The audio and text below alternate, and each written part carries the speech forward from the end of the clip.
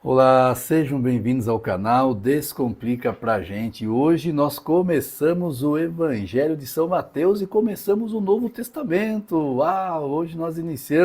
Hoje fizemos a leitura de Mateus capítulos 1 ao capítulo 4 e agora neste vídeo nós vamos comentar a leitura de hoje já dentro do Novo Testamento. E olha só, o Novo Testamento é muito prazeroso de ler, eu tenho certeza que vai passar rápido essas leituras aí, tá bom? Então não deixe acumular leitura. Mantenha em dia as suas leituras aí. Nós vamos para a nossa vinheta e eu já volto comentando Mateus 1 ao 4. Não sai daí. Solta a vinheta, editor.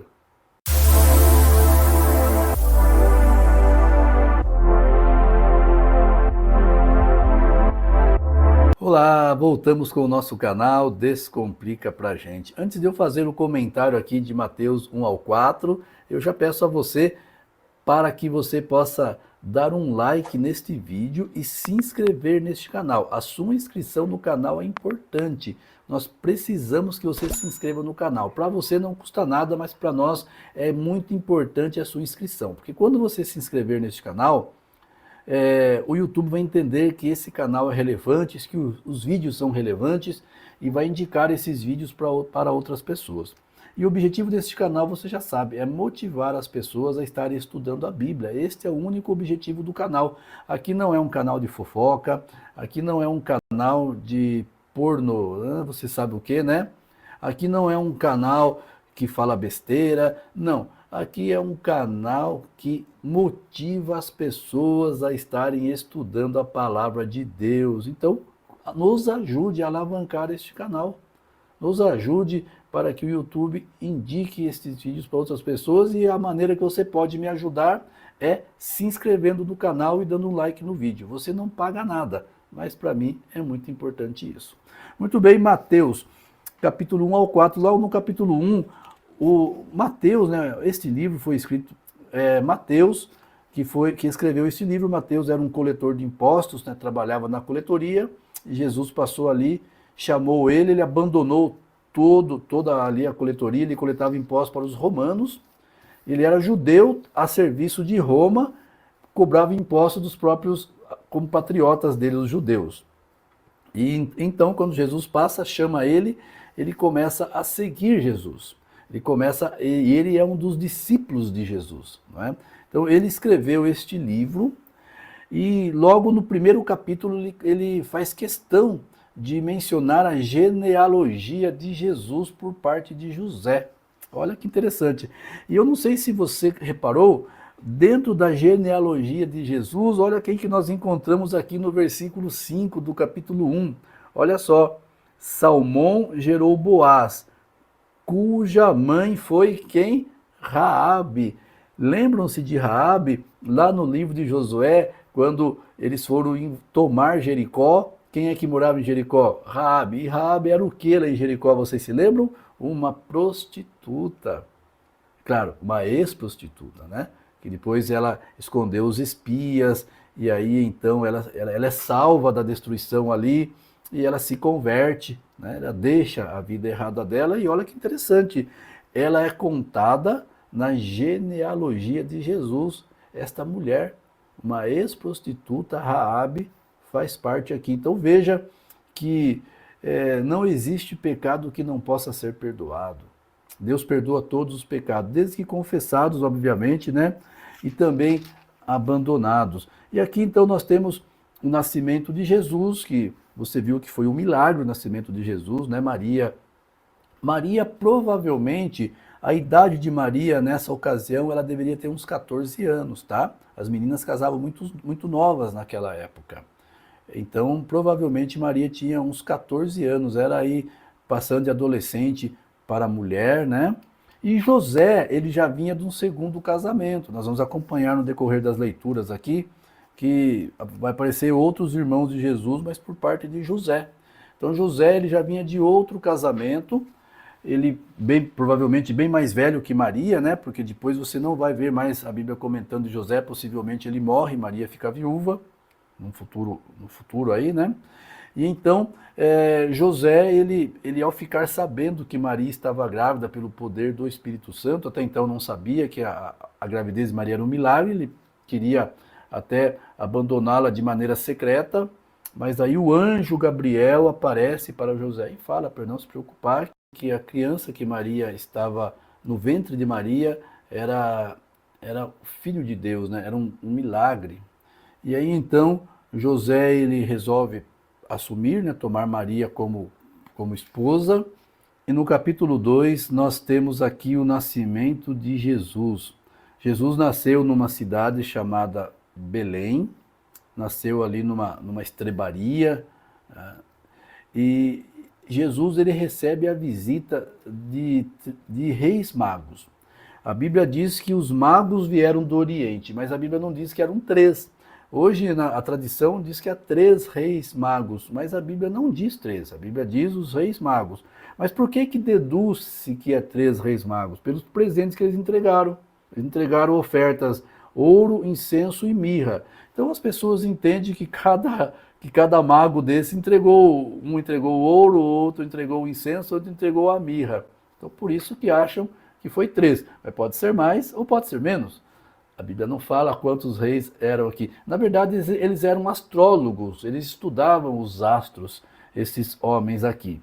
E quando Herodes fica sabendo disso, Herodes quer que eles contem para ele o local exato do nascimento de Jesus, para que Herodes pudesse matar Jesus. Olha, Satanás ele usa Herodes agora para matar Jesus. Mas Deus aparece em sonho para os magos, para que eles voltem por outro caminho e para que não contem a Herodes. Herodes então fica irado com isso, né, porque os magos ali enganaram ele. Digamos assim, ele deu uma ordem para matar todas as crianças de Belém, desde que apareceu aquela estrela, né, para frente, que era mais ou menos a data que a profecia apontava o nascimento do Messias. E essa criança, então, que nasceu, recebeu o nome de Jesus. E aí, então, Herodes mandou matar as crianças. Só que nisso, José foi avisado pelo anjo. E quando ele foi avisado pelo anjo, veja que eles fogem agora para o Egito. Veja que Jesus ele é perseguido por Satanás desde pequeno. No céu, o diabo queria tomar o lugar de Jesus. Aqui na terra, Satanás queria matar Jesus. Né? Então, veja que o diabo ele persegue Jesus todo o tempo. E aí, então, ele tentou matar Jesus através de Herodes, mas o anjo avisa, eles fogem para o Egito. Quando Herodes morre, eles voltam. E quando eles voltam, eles não vão mais para Belém. Aí eles vão para uma outra cidade na região da Galileia, chamada Nazaré. Então veja, Jesus nasce em Belém, ele fica até um certo ponto no Egito, depois ele volta e vai morar em Nazaré. Em Nazaré ele passa a sua infância, por isso que Jesus é chamado o Nazareno, né? Porque ele passou a infância dele em Nazaré. No capítulo 3 aparece um outro personagem aqui que é João Batista. João Batista é primo de Jesus, João Batista é filho de Isabel. E João Batista para Jesus tem uma diferença de 6 meses. Agora, Jesus já estava com a idade de 30 anos, quando João Batista ele começa a pregar no deserto. E João Batista tem 30 anos, só que 6 meses mais velho que Jesus. E João Batista começa a pregar no deserto a pregação do arrependimento, para que as pessoas se arrependam dos seus pecados, chama as pessoas de raça de víboras. E aí então João Batista fala que viria alguém cujo qual eu não seria digno nem de desatar as sandálias. Então quando João Batista está batizando ali no Jordão, veja que é João o Batista, por quê? Porque ele batizava. Aí aparece Jesus ali para que fosse batizado. Aí João diz assim, capítulo 3, verso 14, diz assim: João, porém, quis convencê-lo a mudar de ideia, dizendo: eu é que preciso ser batizado por ti, tu vens a mim? Mas Jesus respondeu: deixe por enquanto, porque assim nos convém cumprir toda a Escritura, toda a justiça. Então ele concordou e João batizou Jesus ali. E diz aqui, depois que batizou, Jesus veio, o céu se abriu, uma confirmação ali, o Espírito Santo desceu sobre Jesus em forma corpórea de uma pomba, e ouviu-se uma voz do céu dizendo: Este é o meu Filho amado em quem me comprazo. Veja, aqui é a manifestação da Trindade. Então aqui você vê os três seres ali juntos, né? Você vê o Pai falando do céu: Este é meu Filho amado em quem me comprazo. Aparece o Espírito Santo agora pousando sobre Jesus e o próprio Jesus ali sendo batizado. Então aqui nós temos a Trindade. Nós temos as três pessoas aqui. Obviamente o Espírito Santo tomou a forma corpórea de uma pomba. Ok? Mas a minha pergunta é: por que Jesus foi batizado? O batismo não é para a remissão dos pecados? Por que Jesus foi batizado se ele não tinha pecado? A Bíblia diz que ele nunca pecou. Já parou para pensar? Bom, a resposta é a seguinte: Jesus foi batizado para nos deixar como exemplo. Assim como Deus descansou lá no sétimo dia, no princípio, na criação, Deus não descansou porque estava cansado. Deus descansou para nos deixar o exemplo. Agora Jesus ele se batiza para nos deixar o exemplo. Não que ele precisava, mas o batismo de Jesus foi um exemplo para você e para mim. Agora o batismo correto é esse batismo aqui. É o batismo de águas, nas águas. É o batismo por imersão. Tá? E veja que Jesus tinha 30 anos de idade quando ele foi batizado. Então o batismo de criança, olha, escuta só, irmão, irmã, amigo, amiga. Nós não encontramos base bíblica para batismo de criança. O batismo tem um significado, que é a remissão, é o perdão dos pecados, é a entrega da vida a Jesus. Agora, como que você vai fazer uma criança recém-nascida se arrepender de pecado? Como uma criança recém-nascida, ela tem capacidade de entender que ela tem que entregar a vida dela para Jesus? Uma criança, ela não tem entendimento do que é certo e o que é errado até uma certa idade, até os 8, 9, 10 anos de idade. Ela não tem maturidade intelectual para discernir o certo do errado. Então, ela não pode ser batizada. Batismo é para a pessoa que já tem um entendimento, que sabe o que é certo, o que é errado, que sabe o que é pecado e que reconhece que é um pecador. Tá? Então, se você está numa igreja que batiza crianças, cuidado. Batismo de criança não é bíblico. E outra coisa também, o batismo correto é o batismo por imersão. É afundar e submergir, porque o batismo tem o simbolismo, é morrer para o pecado e nascer para uma nova vida. O batismo simboliza a morte e a ressurreição de Jesus, simboliza a morte do velho homem e o nascimento do novo homem para uma novidade de vida.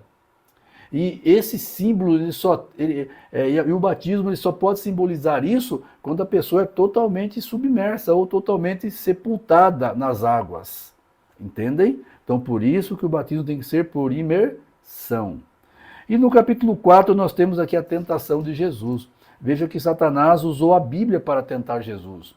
E Jesus também usou a Bíblia para se defender de Satanás. Eles usaram ali alguns textos de Salmos, do Antigo Testamento, e Satanás falou: está escrito que aos teus anjos dará ordem a teu respeito, é lá em Salmos essa passagem. Jesus também se defendeu, mas também está escrito, né? Não tentarás o Senhor teu Deus. Então veja que tanto Satanás usou a Bíblia, mas de uma maneira distorcida, distorcendo a Bíblia para fazer Jesus pecar, e Jesus ele usa a Bíblia para se defender de Satanás. Então, queridos, veja, nós temos também que estudar a Bíblia.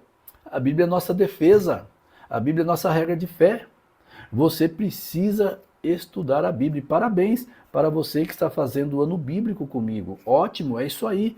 Continue firme estudando a palavra de Deus. A Bíblia é a maneira que nós temos que nos defender contra os ataques de Satanás. Jesus usou a Bíblia e você e eu também precisamos usar a palavra de Deus. E aí depois nós vemos Jesus chamando aí os seus 4 primeiros discípulos, né? Jesus chama os irmãos Pedro e André, depois Jesus chama os outros 2 irmãos, Tiago e João. Olha só, ok? Muito bem, mas se você tem mais alguma dúvida, deixe aqui nos comentários a sua pergunta que eu estarei respondendo você.